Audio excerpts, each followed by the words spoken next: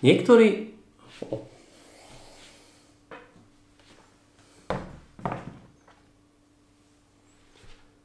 Niektorí ľudia veria na posmrtný život. Či už veria v to, že budú znovu zrodení ako nejaký motýl, alebo že skončia v nebi medzi anielmi, či v samotnom pekle, kde im budú čerti pchať vidle do zadku. Heinrich Ausberg, hlavná postava komiksu Requiem, zistil pravdu o posmrtnom živote. V komikse od scenaristu Pata Millsa a kresliča Oliviera Ledroyta sme svedkami toho, že posmrtný život stojí fakt za prd.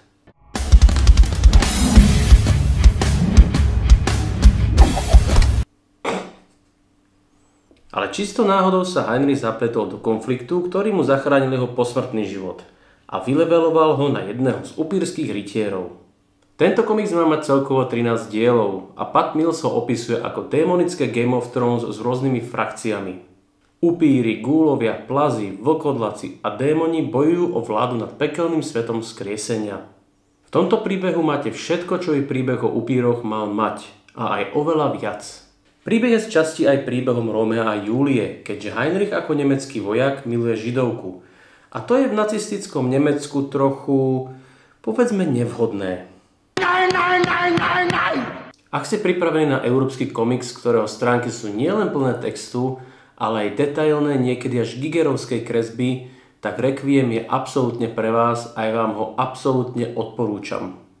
Koho si predstavíte, keď poviem superhrdina, ktorý je doma na súši, aj pod vodou a je kráľom Atlantídy. Dressed like a bat. You're out of your mind, Bruce Wayne. Nie. Hovorím o typkovi v zelených tangáčoch, čo má spokovské uši a krídelka na členkoch.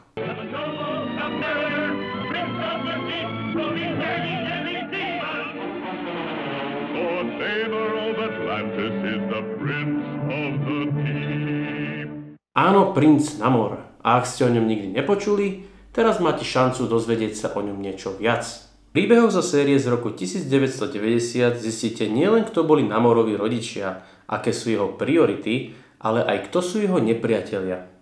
Namor, podobne ako Aquaman, nemá práve kúlových nepriateľov, ako napríklad Iron Man alebo Spider-Man. Skôr sa pohybuje niekde v sfére, ako je Captain Planet. A ak neviete, o kom hovorím...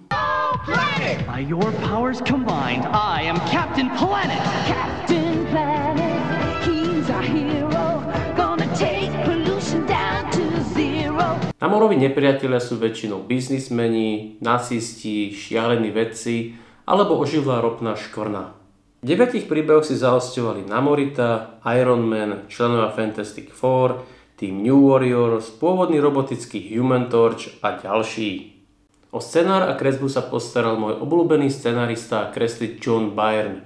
A tento komiks vám odporúčam, hlavne ak chcete skúsiť trošku iný superhrdinský príbeh.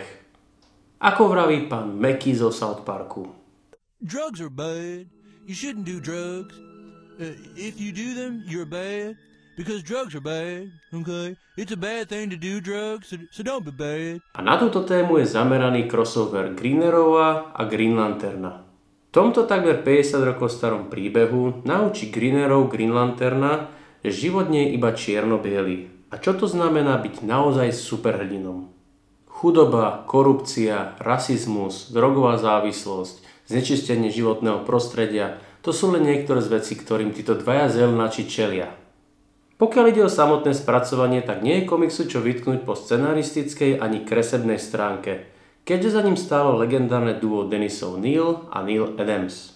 Určite si tento komiks prečítajte, hlavne ak ste fanúšikovia oboch hlavných postav. Jedinou nevýhodou je, že nebola vydaná celá sága. Minulý mesiac sme mali na Slovensku takú menšiu akciu zvanú Anime Show.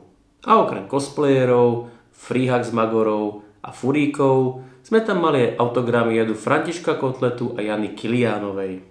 Krstila sa komiksová adaptácia prvého dielu knižnej série Bratrstvo krve. V našom svete jestvujú upíri, tzv. Vyvolení, ktorí roky bojovali o nadvládu nad ľuďmi. A jedným z nich je aj Jan Bezemek. Ale ako obvykle, vždy sa nájde niekto, kto je silnejší a ambicióznejší.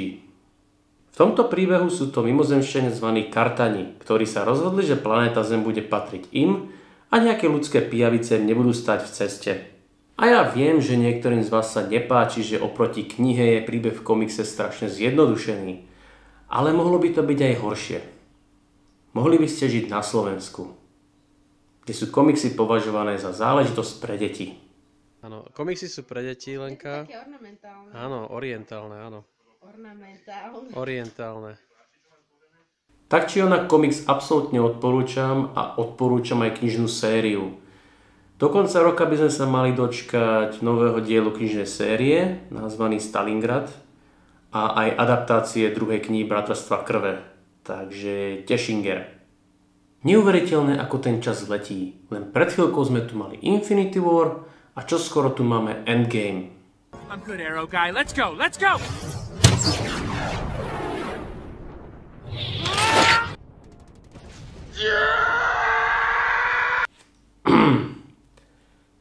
Ako som vravel.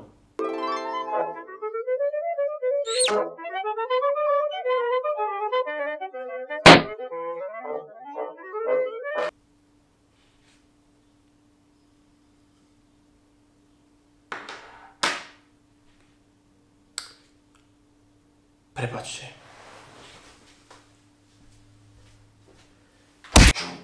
Čo som ti povedal? Žiadne vtipy o Thanosovom ale. Idiot.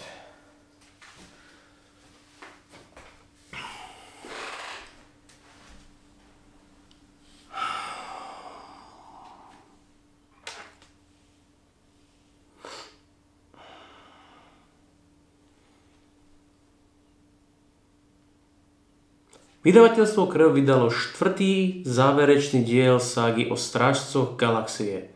A je to jeden shitstorm za druhým.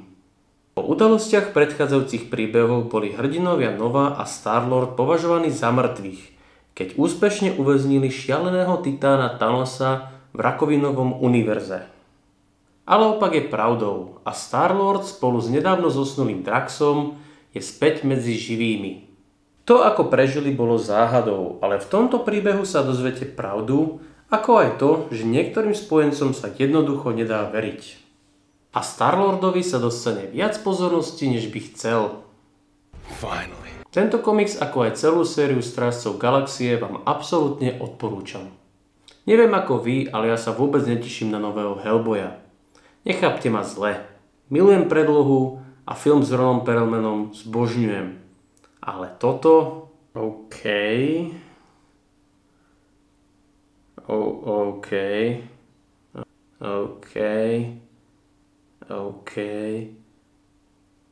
To je Bruttenholm?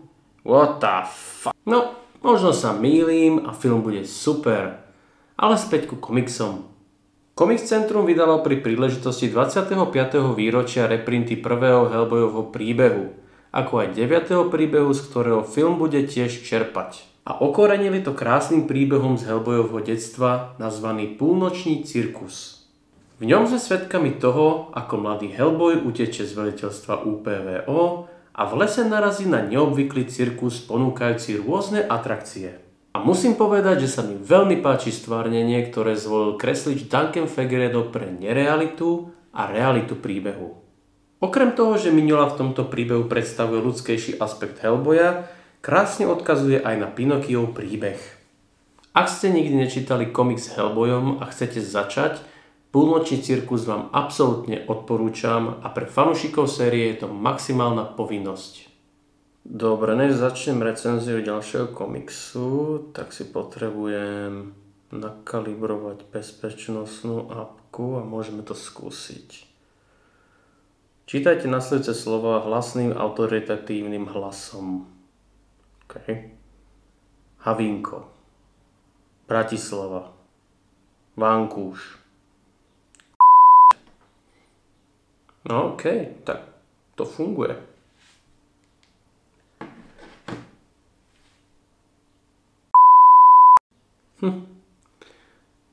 Vydavateľstvo Argo sa utrhlo z reťaze a vydalo komiks nazvaný Justína a Julieta.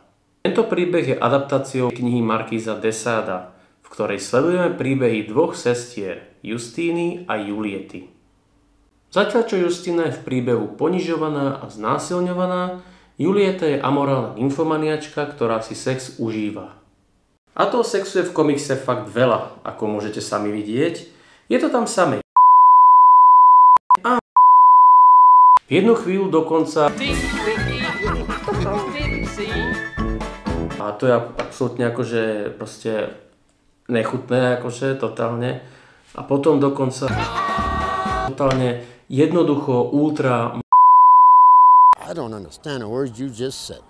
Zaujímavosťou je, že knižná predloha dokonca naštvala Napoleona Bonaparte a dal markíza zatvoriť.